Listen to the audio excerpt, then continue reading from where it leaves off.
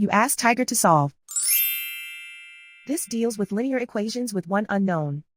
The final result is u equals 18. Let's solve it step by step.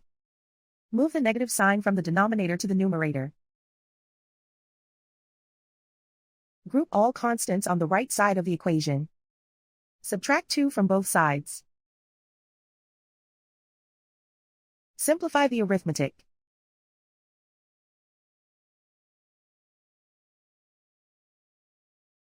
Isolate the u. Multiply both sides by 6.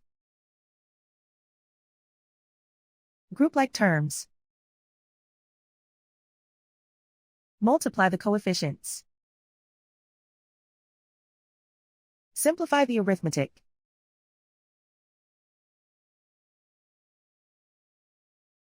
Convert the u into a positive number. Multiply both sides by -1. Remove the ones.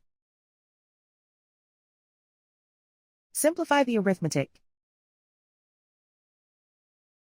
And so the final result is u equals 18.